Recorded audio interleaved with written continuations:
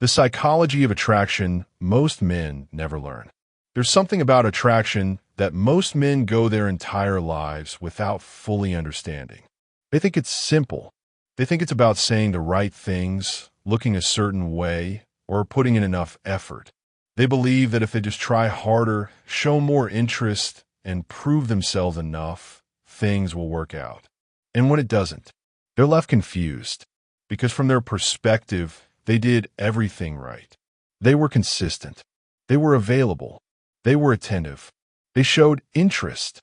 And yet, somehow, the attraction still faded. She lost interest. She became distant, or she chose someone else. And that's where frustration begins. Because now you're stuck trying to understand something that doesn't seem to follow logic. You start asking yourself questions like, what did I do wrong? Why wasn't I enough? Why does this keep happening? But here's the reality most people never explain clearly. Attraction is not something you can force. It's not something you can logically build step by step like a checklist. Attraction is psychological. It's emotional. It's subtle. And most importantly, it responds to things that are often invisible on the surface. And once you understand those deeper layers, you stop chasing, you stop forcing, and you start moving differently. 1. Attraction is felt, not explained. One of the biggest misunderstandings about attraction is the belief that it can be explained, justified, or logically built. Many men believe that if they can just show enough value, explain their intentions clearly, and prove that they are a good person, attraction will naturally follow. But attraction doesn't respond to explanations. It responds to feeling. This is why you can meet someone who checks all the boxes on paper.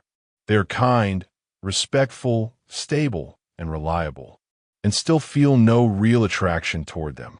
At the same time, someone else who may not even be perfect can create a strong emotional pull. And when asked why, the answer is usually unclear. I don't know. I just feel something. That something is what most men fail to understand. It's not logical. It's emotional. And emotions don't follow structured reasoning. They respond to experience, to energy, to how someone makes you feel in their presence. That means attraction cannot be negotiated. You cannot talk someone into liking you. You cannot explain your way into being desired.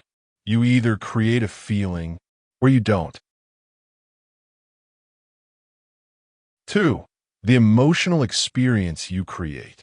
Attraction grows based on emotional experience. Not just what you say, but how your presence feels. Think about it carefully. When someone interacts with you, they're not just processing your words. They're absorbing your energy. They're noticing your tone, your pace, your reactions, your level of calmness or tension. All of these things combine to create an emotional experience. If that experience feels light, engaging, and natural, attraction grows. If it feels heavy, pressured, or overly intense, attraction begins to decline. This is why two people can say similar things but get completely different results. Because it's not about the words alone. It's about the emotional delivery behind those words. A relaxed person can say very little and still create interest. A tense person can say everything right and still lose it. Because attraction responds to feeling more than content. 3. Why trying too hard works against you. This is where many men unknowingly reduce their own attractiveness. They believe effort is always positive, so they increase it. They text more. They reply faster. They try to maintain constant communication. They put in more energy to keep things going. From their perspective, they're doing the right thing. But what they don't realize is that too much effort, especially too early, creates imbalance. An imbalance creates pressure. When one person becomes overly invested while the other is still developing interest, the dynamic shifts. Instead of mutual curiosity, there is expectation. Instead of natural flow, there is force. And that force is felt, even if it's subtle, even if it's not intentional. because emotions pick up on imbalance very quickly. This is why sometimes doing less actually creates more attraction. Not because less is better, but because balance is better. 4. Space, anticipation, and build-up. Attraction needs time to develop. It needs space to breathe. It needs moments where nothing is happening so that something can be felt. When everything is constant, there is no anticipation. When there is no anticipation, there is no emotional build-up. And without build-up, attraction becomes flat. Think about anything in life that creates excitement. There is always a gap between moments, a pause between interactions, a sense of waiting that increases desire. That same principle applies to attraction. When you remove all space by being constantly available, constantly communicating, and constantly engaging, you remove the natural rhythm that creates interest. Everything becomes immediate. And when everything is immediate, it loses its emotional depth. 5. Mystery and discovery. Another key element of attraction is discovery. People are naturally drawn to what they don't fully understand yet. Not in a confusing way, but in a curious way. When someone feels like there is more to learn about you, they stay engaged. They think about you.